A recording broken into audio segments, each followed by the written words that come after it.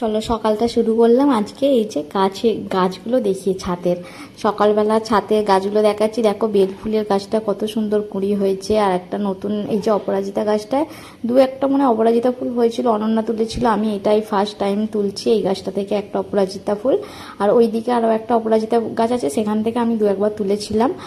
আর তারপরে অন্য সময় বেশি বেশি হলে তখনও তুলি। আর এইটা একটা নতুন গাছ, এটাতে এখনও ফুল হয়নি, সেটা দেখিয়ে দিয়ে চলে এলাম। আর হচ্ছে যে করছি এখন, ঝাঁটটার দিয়ে দিচ্ছি সকালবেলা, চারিদিক ঝাঁটটার দিয়ে দিচ্ছি সকালবেলা, যেন এনার্জি নেই, কিছু করতে ইচ্ছা করছে না সেরকম মনে হচ্ছে। কিন্তু কি করব বলো, সকালবেলা থেকে কাজ করতে হবে। সকাল থেকে যদি গরম লাগে কীরকম ভালো লাগে কাজ করতে, যেন মনে হবে মানে ইচ্ছা করছে না, আর একটু বসি শুই। আর এখন এমনি দেরিতে ঘুম থেকে উঠি। আর চলো ভিতর ঘরটা কথা বলতে বলতে ঝাঁট দিয়ে নিলাম, নিয়ে বাইরে ব্যালকনিটা ঝাঁট দিয়ে দিচ্ছি।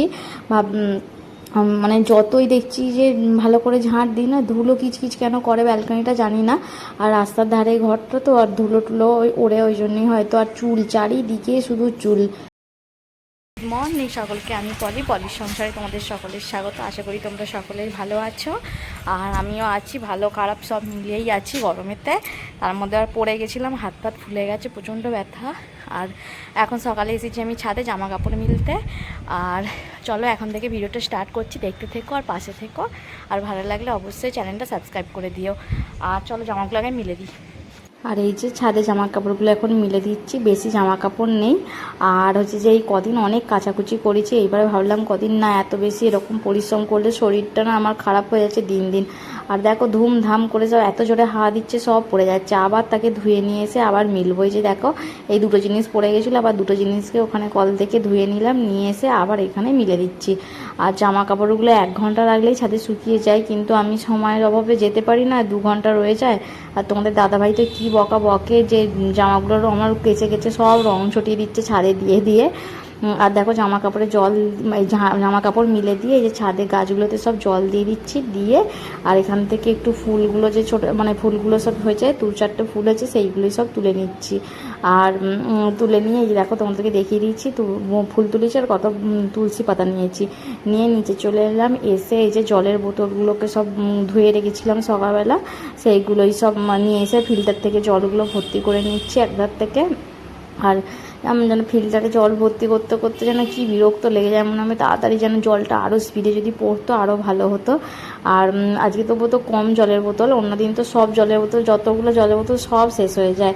আর ভরতে এত বিরক্ত লাগে। আর দেখো সেগুলো জলগুলো ভর্তি করে রেখে আর এই যে জিনিসপত্রগুলো সব পোছাপুছি করে নিয়ে রোজই আর পুছি। আর দেখো না বাইরে এগুলো দড়িটাতে পাপোশগুলো রাখলাম, দড়িটা ফট করে ছিঁড়ে চলে গেল। আমি বলি আমার কাজের বাড়া করিয়ে দিচ্ছে, যত গরমে যেন ভাবছি তাড়াতাড়ি কাজ সারবো, কাজ আর শেষ আর হয় না কেন জানি না। যেন সংসারে এই ছোট্ট একটুখানি পুটকি সংসার, তাতে কাজ আর কাজ, সারাদিন শুধু কাজের শেষ আর কেন হয় না জানি না। দেখো বাইরের ঘরের সব জিনিসপত্র পোছা ধোয়া করে নিলাম, নিয়ে ভিতর ঘরের জিনিসগুলো সব ভালো করে পোছাপুছি করে নিচ্ছি। সবই ধুলো, রোজই পুছবো, রোজ একটা দিন বন্ধ যায় না পোছাপুছি করতে, রোজই পুছছি রোজই ধুলো। আর আয়নাটা তো আমার ছেলে সবসময় নিয়ে নিয়ে এমন দাগ করে দেবে, রোজ মানে 2-3 বার করে পুছবো, তার তো সেই জলের দাগ কী যে লাগায় ভগবান জানে। তারপরে ওখানে পোছাপুছি পরিষ্কার করে দিয়ে এই চেয়ারগুলো পরিষ্কার করে, আর এইটা ভালো করে এইগুলো ঝাড়া পোছা করছি ফুলগুলো।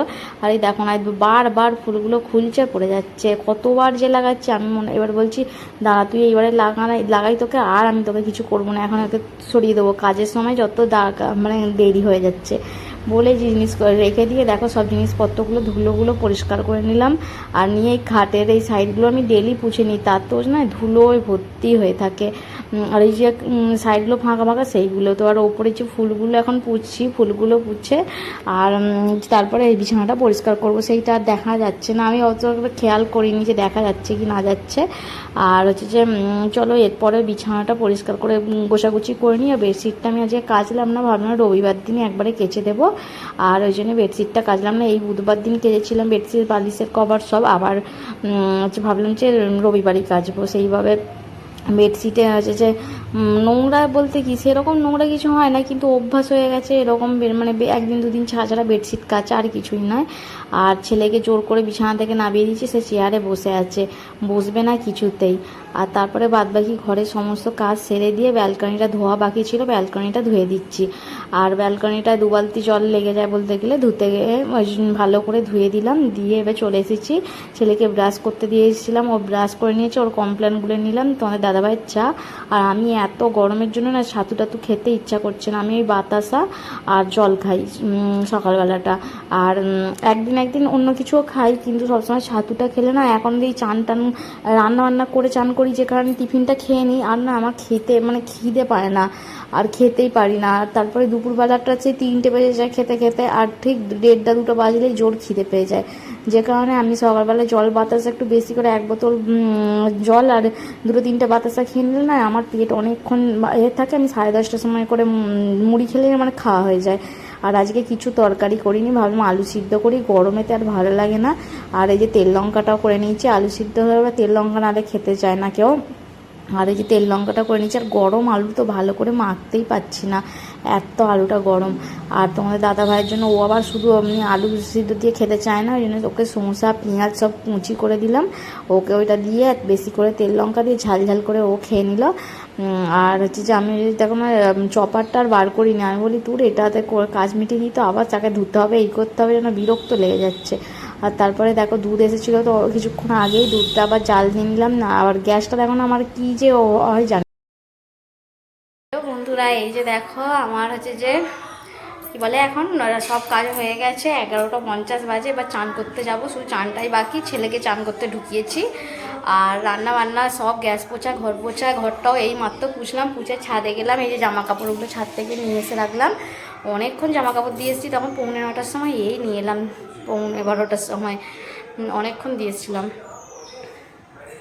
আর হাঁপিয়ে যাচ্ছি কথা বলতে বলতে, এত গরম করছে। সকালবেলার দিকে আকাশটা মেঘ করে থাকছে, তারপরে পুরো গুম হয়ে যাচ্ছে আকাশটা, একবারে যেন কি গরম, ঘামতে ঘামতে আর শরীরে এনার্জিও নেই, কিচ্ছু নেই। আর হচ্ছে যে চারিদিক শুধু মনে হচ্ছে এগুলো সব টান টান ধরে যাচ্ছে ঘাম দিতে ঘামতে। এই যে ঠাকুরের সেবা টেবা দেওয়া হয়ে গেছে বলে পুজো করে নিয়েছি, নিয়ে ভাবলাম বাসনগুলো তুলে নিই। আর এখন তো যা পুজো করি ঢংনমো করে কি জানি না বাবা, মানে গরমেতে না যেন কোনো কিছুতে এনার্জি নেই, কোনো রকম ঢংনমো করে পুজো হয়ে গেল। আর পুজো করে এই বাসনগুলো তুলে নিয়ে আবার এই গামছা টামছাটা কেচে সব ব্যালকনিতে জামা কাপড়গুলো মিলিয়ে দিয়ে ঠাকুরের সেবাটা তুলে নিয়েছি। আমি পুজো করে ঠাকুরকে যতক্ষণ না মনে হয় এখন ডাকছি, তার চেয়ে 3 ডবল আমাকে মনে হচ্ছে গরমে যেন কতক্ষণে পুজো করবো, পুজোটা শেষ হবে এরকম মনে হচ্ছে, জানি না কোনো। আর আগের মতো মানে সেরকম কোনো কাজে এনার্জি নেই, যেন মনে হয় কোনো কাজ তাড়াতাড়ি হয়ে পাখার নিচে বসতে পারলে বাঁচি। আর দেখো ওইসব পুজো টুজো করে ঠাকুরের বাসন টাসন ধোয়াধুয়ি করে জামা কাপড়গুলো গোছাতে চলে এলাম। আমি বলি জামা কাপড়গুলো গুছিয়ে রেখে মাথাটা আঁচড়ে তারপরে আমি হচ্ছে যে করবো, বসবো আরামে, না হলে না মানে বিরক্ত লেগে যায়, মানে এরপরে এই কাজটা এখনও বাকি রয়েছে আবার করতে হবে এরকম মনে হয়। আর জামা কাপড়গুলো গুছিয়ে নিচ্ছি আমি, যতক্ষণ না সব কাজ শেষ হয় না আমার যেন মানে শান্তি আর কিছুতে। হ্যালো বন্ধুরা, এই যে দেখো ছেলেকে খাওয়া বলে চলে এসেছি, এখন 1:45 বাজে। আর পুজো টুজো হয়ে গেছে, সব কিছু তোমাদেরকে দেখিয়ে দিয়েছি।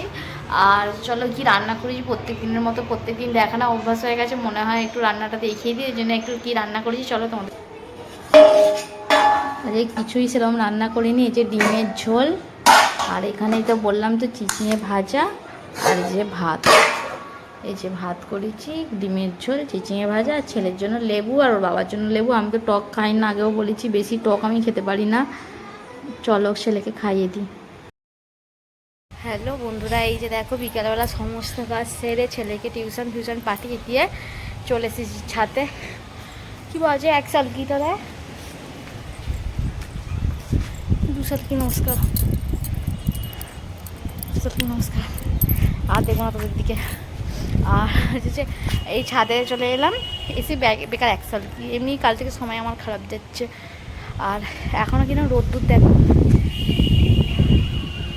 সূর্যমা এই যে দেখতে পাওয়া যাচ্ছে কি বুঝতে পারছি না, এখনও সূর্য আছে তবুও হাওয়াটা দিচ্ছে একটু শান্তি। ঘরে যা গরম, ঝাঁট টাট দিয়ে আস্তে আস্তে একবারে পুরো যত শরীরে জল খেয়েছিলাম বিকালবেলা দুপুরবেলা পর থেকে সব বেরিয়ে গেল।